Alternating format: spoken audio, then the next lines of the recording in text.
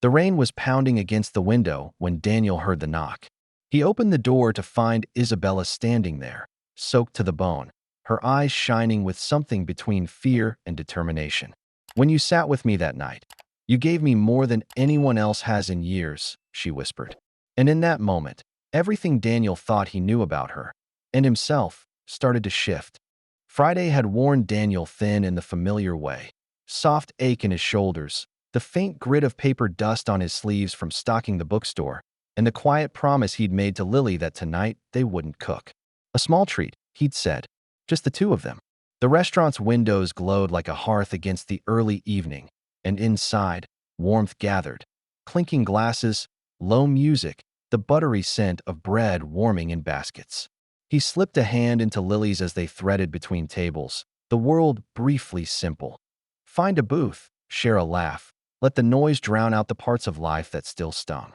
They settled into a corner seat beneath a framed print of the coastline. Lily pressed her palms to the vinyl cushion, bouncing once. "Can I have lemonade?" she whispered, as if the drink might disappear if she spoke too loudly. "We'll see," Daniel said, smiling, though his eyes were already scanning the prices like a quiet calculation. He straightened the second-hand jacket he kept for nights like this and told himself not to think about rent. Not tonight. Across the room, a woman sat alone at a two-top near the aisle. Navy dress, posture careful, as if holding herself together required attention. She kept glancing at the door, quick checks that tried to look casual and landed somewhere between hope and apology. Her glass of wine was untouched, a small, perfect oval of light trembling on its surface. Daniel registered her the way he registered everything he didn't expect to be part of, gentle curiosity, a step back from it. People like her lived on the other side of a glass wall he had long ago decided not to press his face against. Lily noticed first. "Daddy," she breathed, leaning over the table. "Why is that lady sad?" Daniel followed her gaze and caught the small details. The thumb sliding across a phone screen, the press of lips that almost made a smile and then didn't. A knot drew in his chest, familiar and reflexive. "You don't intrude. You don't assume." "Maybe she's just waiting," he murmured. "For who?" Lily asked. He reached for the menu. "For someone who's late." Their server took their order and left. The room moved around them. Laughter from a birthday table, the scrape of a chair, a waiter calling behind as he navigated a tray, and in the middle of it, the woman checked the door again. Daniel told himself it wasn't his business. He cut Lily's roll, passed her butter, and asked about the library book in her backpack. She answered, but her eyes kept drifting. Children are unafraid to look where grown-ups train themselves not to. When Daniel glanced up again, Lily was sliding off the seat. "Hey," he said quickly, catching only the air where her shoulder had been. "Lily." But she had already reached the woman's table, small hands cupped around a question. Daniel stood, apology ready, but stopped when he heard how Lily asked. Soft, steady, with the kind of care that leaves no room for embarrassment. "Are you okay?" Lily said. The woman blinked as if pulled from underwater. "Yes, sweetheart. I'm fine." The words were practiced, the voice wasn't. It wavered on the last syllable. "I'm sorry," Daniel said, arriving with a weary, reflexive smile, the one that said we're not trouble, only human. "She's friendly. Sometimes too friendly. It's all right," the woman said, and this time the sound of it had warmth. Up close, Daniel could see how carefully she had placed herself tonight. Hair smooth, earrings simple and bright, a coat folded over the extra chair like a promise someone was supposed to claim. Her phone lay face down now, as if she had decided there was nothing left to check. "I'm waiting for someone," she added, a half shrug making the admission smaller than it felt. Lily's brow knit. Maybe they lost their shoes. Daniel almost laughed. What she means is, maybe something came up. The woman's mouth tilted. "Maybe," she said, and let the word rest between them like a coin neither of them would pick up. "Come on, kiddo," Daniel murmured, touching Lily's shoulder. He could feel the edge inside him, the one honed by years of keeping to his lane, insisting they retreat. "Don't make it worse. Don't make it about you. We should let her." "Would you?" The woman hesitated, the request arriving as a breath before it became language. She looked at Lily, then at Daniel, then down at her hands. "Would you mind, just for a minute, staying? Until your food comes. Only if you want to." Daniel paused. The restaurant's noise seemed to recede, the way sound sometimes does when a choice is being made. He imagined the story he wasn't hearing, a text unsent, a plan abandoned, an evening put on like an outfit and then left to wrinkle. He didn't know what it would cost him to be kind, only that it had cost him nothing to teach his daughter to ask if someone was okay. "We can?" "For a minute," he said. "I'm Daniel." He nodded toward the table across the room. "We're over there." "I'm Isabella," she said, as if trying the name on in front of them. "It's nice to meet you, Daniel. And you, Lily. Do you like stories?" Lily asked immediately. "My dad works with stories." "Lily," Daniel murmured, half chiding, half proud. "I do," Isabella said. "Very much." They drifted back to their booth together, a small, odd procession. The child first, then the woman whose evening had changed shape, then Daniel, unsure of the etiquette for crossing an invisible line. He gestured to the open side of their seat. Isabella sat carefully, placing her folded coat beside her, the fabric catching the low light. For a while, they didn't try to name anything. Lily filled the space with small, bright things: her spelling test, the ladybug she had found on the fire escape, the book they were reading at night. Isabella listened, a hand loosely around her and used wineglass, while Daniel let relief pool in the ordinary. No grand gestures. No rescue. Just proximity as a kind of kindness. He caught his reflection in the window. A man who didn't quite belong anywhere fancy, sitting across from a woman who did, and a child anchoring the table like a lighthouse. He felt the old instinct to apologize for not being more. Then he saw Isabella watching him, not with the appraising look he knew too well, but with something like ease. Not the way you look at a stranger you're trying to impress. The way you look when you're tired of pretending you don't need anyone. The server reappeared to say their food would be out shortly. Isabella glanced once more at the door, and this time, her shoulders lowered. Something unclenched. She turned back to Lily's chatter and let out a laugh, small, surprised, like a sound she hadn't heard from herself lately. Daniel's chest loosened in answer. He didn't try to explain it, or solve it, or search for what came next. He simply stayed in the moment his daughter had made. Sometimes that was enough. When their plates arrived, Isabella moved to give them space. "Thank you for the company," she said, standing with her coat over her arm. "Really, you can sit with us while we eat," Lily offered, already scooting to make room. Daniel met Isabella's eyes. There was no pressure in his look, only permission. She hesitated, then nodded and slid back into the booth, a careful decision that felt, to all three of them, like the start of something none of them would yet dare to name. Daniel didn't know how to measure the strangeness of the moment. One table meant for two, now holding three people who had not planned to share a meal together. Lily sat between them, swinging her legs under the booth, unbothered by the rules that made adults hesitate. She had already placed her crayons on the table, a rainbow scattering that didn't belong but somehow fit. "Do you like to draw?" Isabella asked gently.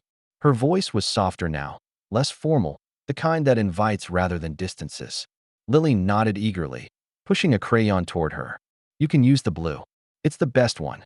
Daniel rubbed the back of his neck, unsure how to apologize for his daughter's boldness without making it sound like regret. "She doesn't usually give away the good ones." "I'll take care of it," Isabella said, smiling faintly, and with that, the air shifted. She bent over the children's menu Lily had been coloring on, sketching a quick, simple outline of a flower. The lines weren't perfect, but Lily gasped as if it were magic. Daniel sat back, watching. He had thought the evening would be nothing more than burgers and fries, another attempt to prove to his daughter that life could still hold small joys even when money was tight. Instead, here was this woman, elegant, out of place, and yet laughing softly as Lily filled the petals in with careful strokes. Their food arrived, plate steaming. Daniel cut Lily's chicken into neat bites, the motion automatic after years of practice. Isabella noticed, her eyes lingering not on the food but on the way he leaned closer, the patience in his hands. She looked away quickly, as if afraid of being caught. "You didn't have to sit with us," Daniel said after a while, his fork pausing above his plate. "I know it's not normal. Neither is being left waiting at a table for someone who never shows," Isabella replied, her voice low but steady. Then, almost as if regretting the sharpness, she added, "This is nicer, actually. Better company." Daniel studied her expression. He saw the curve of her smile, But beneath it, the tension remained. The flick of her eyes toward the door, the slight way she pressed her napkin against her lap. Someone had chosen not to arrive tonight.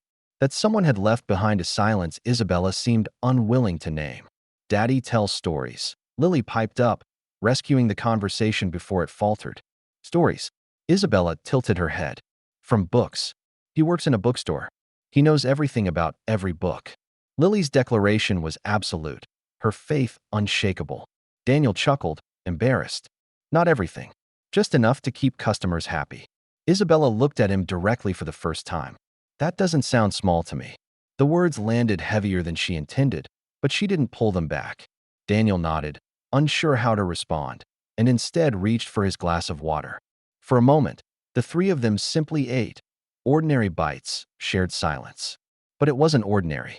By the time dessert menus were offered, Lily was yawning, her crayons scattered in colorful disarray. Isabella folded the paper flower drawing and slid it across the table. For you, she said. Lily's eyes lit up. I'm going to keep it forever. Daniel cleared his throat, gratitude caught between words. Thank you for humoring her and for not minding us. I didn't mind at all, Isabella said. Her gaze lingered on Daniel longer than before. She looked like a woman who hadn't expected to be noticed and who, for one evening, felt seen. When they finally stood to leave, Lily reached for both hands, her father's and Isabella's. For a moment, Isabella hesitated. Then she let the child's small fingers close around hers. Daniel glanced at Isabella, and though no promises were spoken, the air carried one truth neither could deny. This was no longer just chance. When Isabella returned to her penthouse that night, the contrast was almost painful. The elevator doors opened into a space polished to perfection, white marble floors, glass walls overlooking the city, a chandelier scattering light like shards of ice. The place was silent, so silent it hummed in her ears. She set her coat down on the leather sofa and stood for a moment, still feeling the warmth of the restaurant clinging faintly to her like a borrowed shawl. She unzipped the navy dress, letting it slip onto the hanger waiting in her wardrobe. In the mirror, her reflection looked every bit the woman the world believed she was. Poised, untouchable, the heir to a fortune built on empires of steel and glass. But she could still feel Lily's small hand in hers, and the way Daniel had cut his daughter's food with the sort of patience that no one had ever extended to her.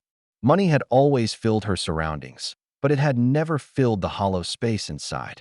Men came easily enough, drawn like moths to the flame of her last name, her inheritance, the penthouse with its sweeping views. They knew the value of her portfolio, but rarely the sound of her laughter when it wasn't guarded. Even tonight's date, the one who never showed, hadn't been much different. She had overheard him once, bragging to a friend about what it meant to be with her, as though her worth could be reduced to numbers in an account. She had tried to dismiss it, tried to believe that if she looked good enough, acted effortless enough, someone might stay for the person and not the empire. But sitting in that restaurant with Daniel and Lily, something had felt different. He hadn't looked at her like she was a prize or a symbol. If anything, he had looked uncertain of his place at the table, as though he didn't expect to be wanted. That humility, that unguarded kindness, it unsettled her more than any rejection. In the quiet of her living room, she wrapped her arms around herself. She remembered Daniel's smile, not a showy smile, but the kind that flickered up and then almost faded, as if happiness was a fragile thing he wasn't used to carrying for long. She remembered the calluses on his hands, the way his jacket didn't quite fit, the rough edges that marked a life of responsibility instead of luxury. And she remembered how safe it had felt to sit beside him, to listen to his daughter's chatter, to laugh without having to measure what it revealed. But safety was dangerous too. What if he discovered who she really was? Would he turn away like the others? Would he see her as one more transaction in a life full of calculations? She poured herself a glass of wine, the same wine she had left untouched at the restaurant. She held it for a long moment, then set it back down, untasted again. The truth pressed against her chest, heavy and familiar. People didn't abandon her by accident. They left because the person beneath the wealth wasn't enough to keep them. And yet, she could still feel Daniel's presence. Awkward, kind, utterly uncalculated. He didn't know her name on the contracts, or the boardroom battles she had inherited, or the estate lawyers who called her Miss Vaughn with rehearsed deference. To him, she had been just Isabella, a woman left waiting at a table, a stranger who found unexpected company in a child's innocent concern. The irony was almost cruel. For years she had wanted someone to see her without the empire around her, and now that someone had, she was terrified of what would happen if the curtain ever lifted.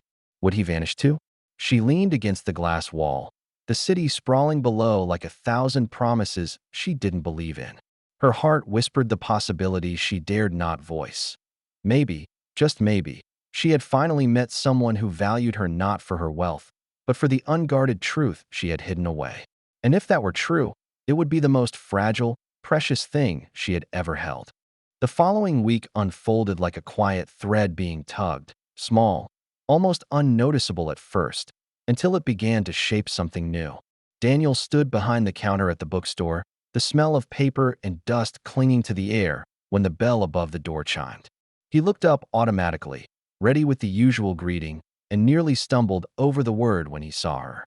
Isabella. She wore a simple coat, hair pulled into a loose knot that softened her face. Not the polished elegance of the restaurant, but something quieter, warmer.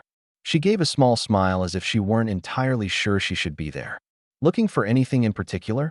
Daniel asked, his voice carrying the practiced ease he used with every customer.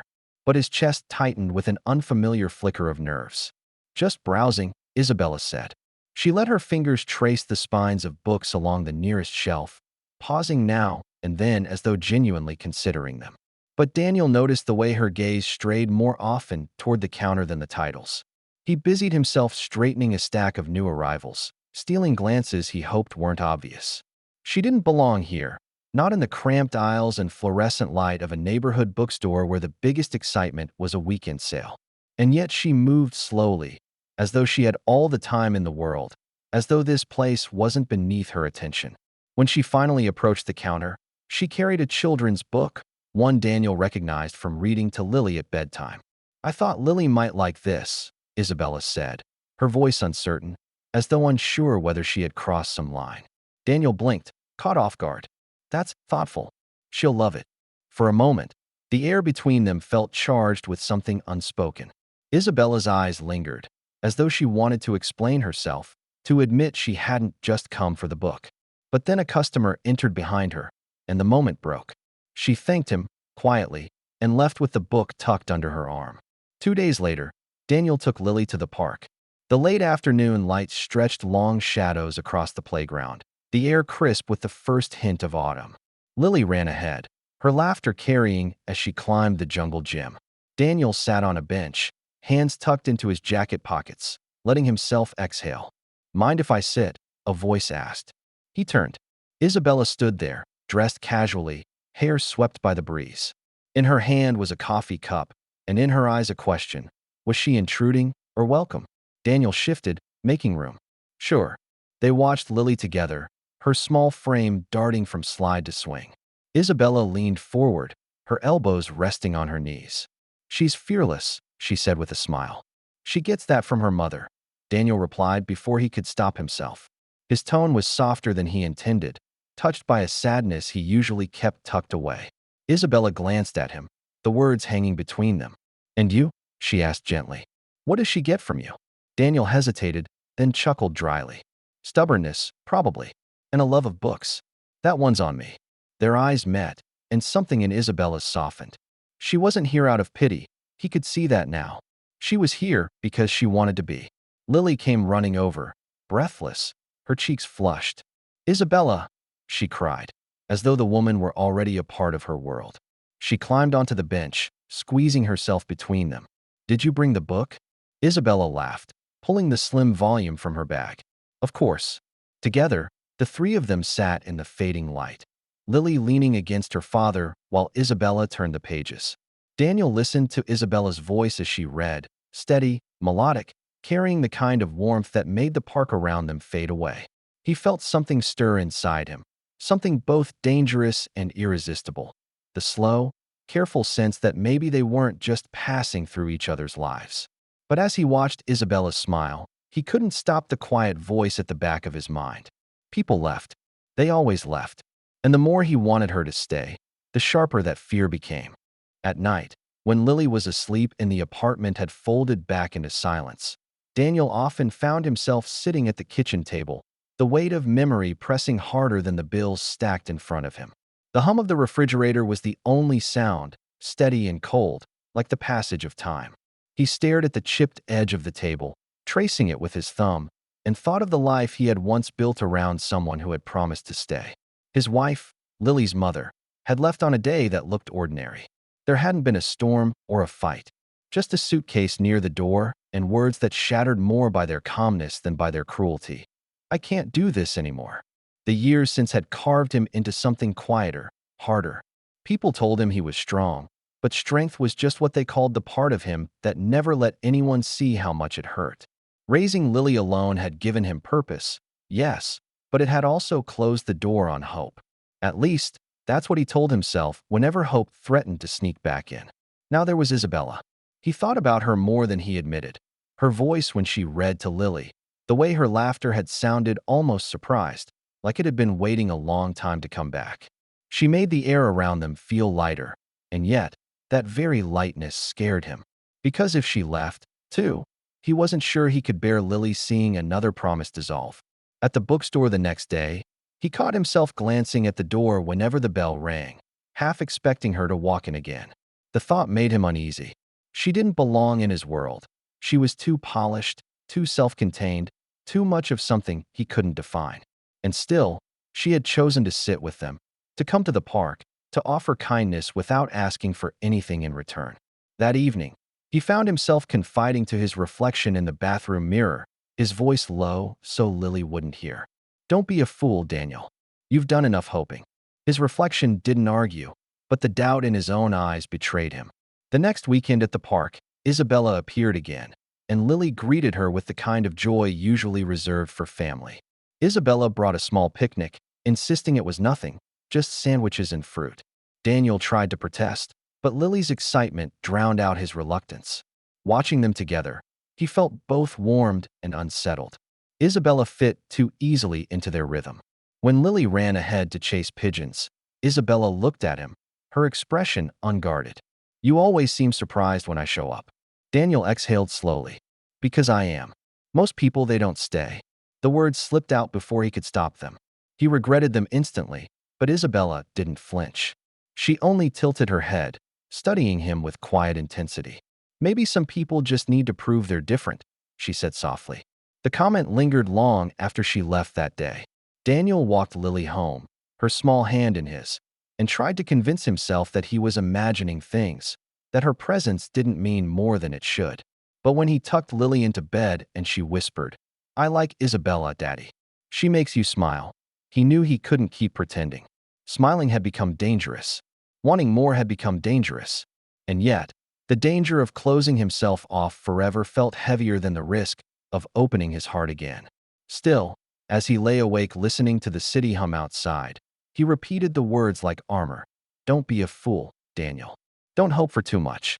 The rain had been falling since late afternoon, a steady drumming against the thin windows of Daniel's apartment. By evening, the sound had grown heavier, filling the rooms like an unwelcome guest. Daniel sat at the kitchen table with a stack of envelopes spread before him. Rent, utilities, late notices, each one a reminder of how little control he truly had. He rubbed a hand over his face, the weariness pressing deeper than the shadows under his eyes. He had lost extra hours at the bookstore that week. "Budget cuts," his manager had said with an apologetic shrug, as if sympathy could pay bills. Daniel had smiled tightly and accepted it. Now, staring at the numbers scrawled in his notebook, he felt the old knot of fear tightening. Rent would be late again. The electricity might follow. He pressed the pen harder than necessary, leaving deep grooves in the paper, as though force alone could change the outcome. From Lily's room came the soft sound of her breathing, the rise and fall steady, innocent. She had fallen asleep clutching the book Isabella had given her. The thought brought both comfort and ache. Isabella. Why was he letting her slip into his thoughts like this? She didn't belong here, not in his cramped apartment with its peeling paint and humming refrigerator. A knock startled him.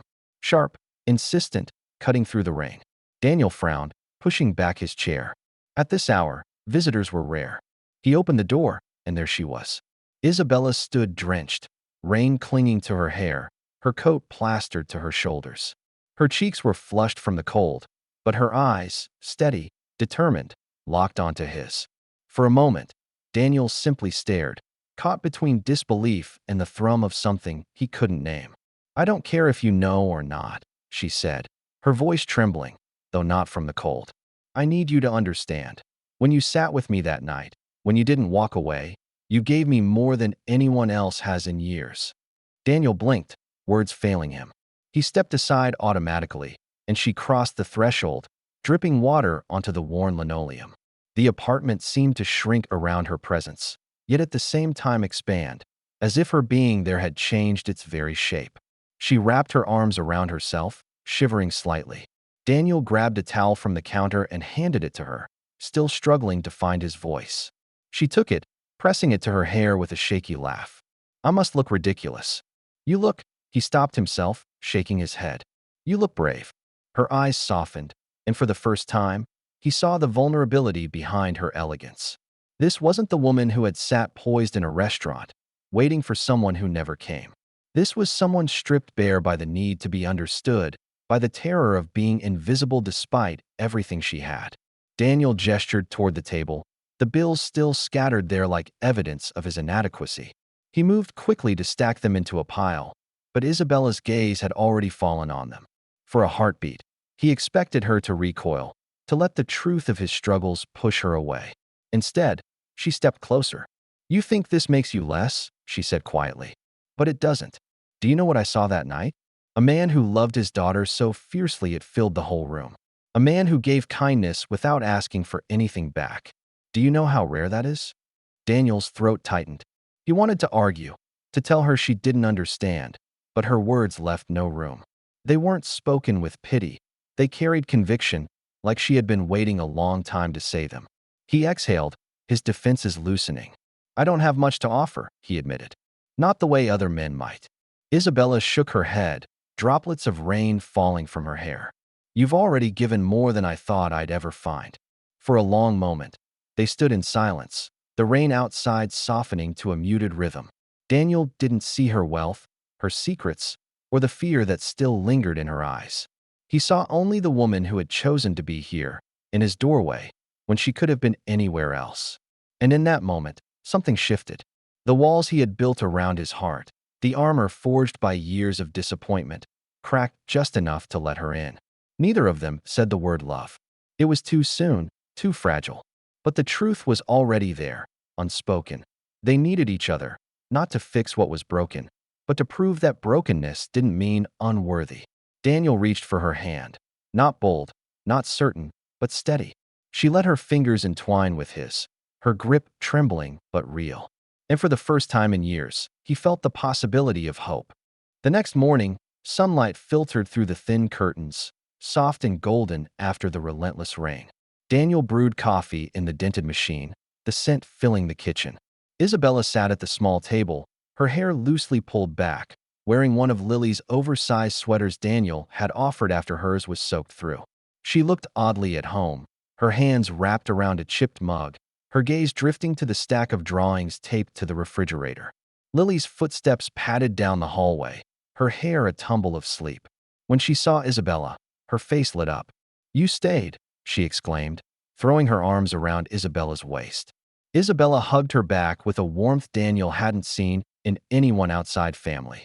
He stood in the doorway, watching, a strange ache rising in his chest. It was both beautiful and terrifying. How quickly Lily trusted, how easily Isabella seemed to belong. Later, while Lily colored on the floor, Isabella leaned closer to Daniel, her voice low. "You think your world isn't enough?" she said, eyes fixed on him. "But it's the first place I've felt real in a very long time." Daniel wanted to believe her, but fear pressed hard. "You don't know what you're saying. My world is late bills and secondhand jackets. It's nights wondering if I can keep giving Lily what she deserves."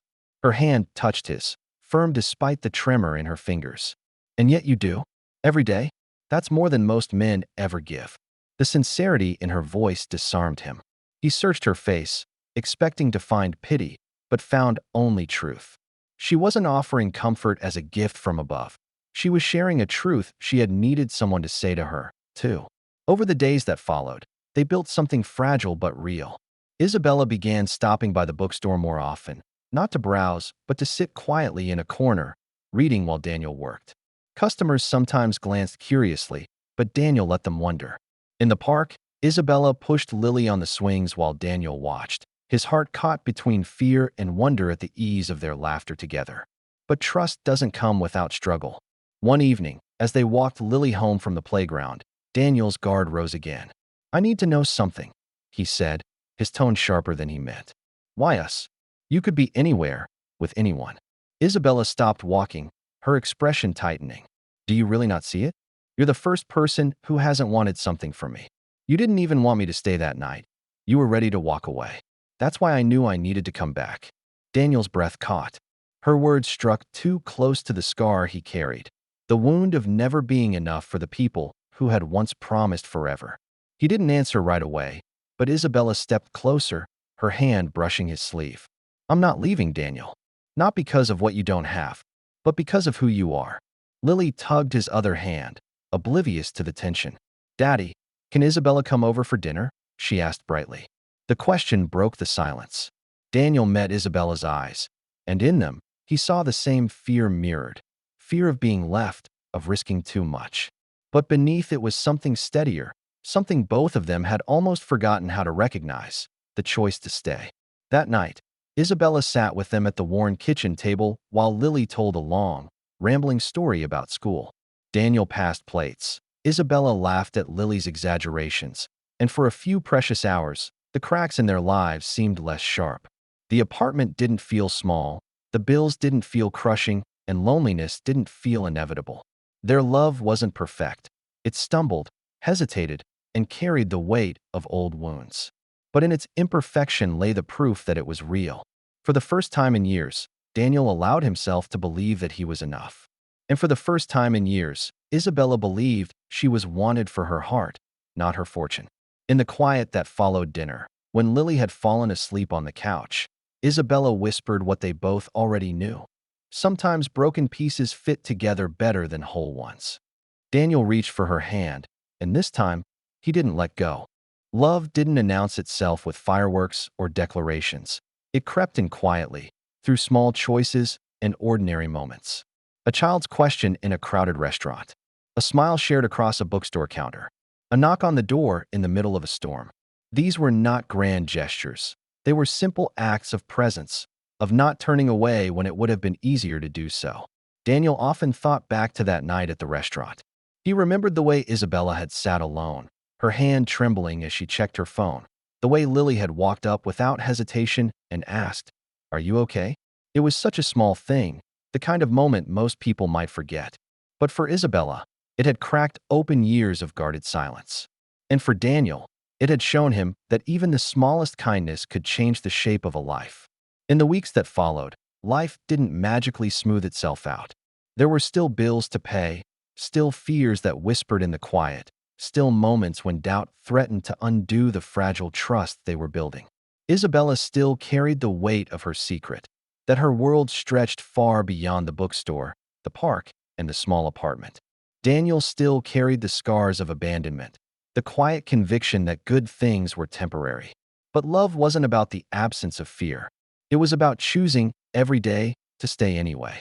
Daniel found himself smiling more often, not because his problems had vanished, but because for the first time, he didn't face them alone.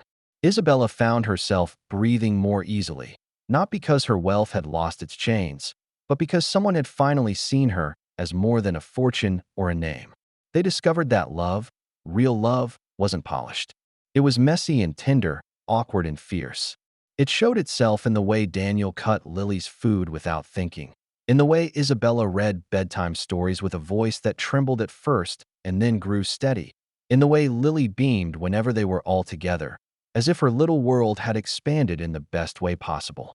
And for anyone watching from the outside, it might not have looked extraordinary: a single dad, his daughter, and a woman who seemed almost too graceful for their world. But for them, it was everything. Because love doesn't always arrive where we expect it. It doesn't always come dressed in grand gestures or perfect timing. Sometimes it arrives at a booth in a crowded restaurant, when a child notices what adults look away from. Sometimes it walks beside you in the park or knocks on your door in the rain. And sometimes, the people who choose to stay when everyone else vanishes are the ones who heal you in ways you didn't think possible. So if you've ever felt invisible, abandoned, or too broken to hope again, remember this. Being seen, truly seen, can change everything. Daniel and Isabella had learned that truth the hard way. They carried scars, they carried fears, but they also carried each other. And that was enough.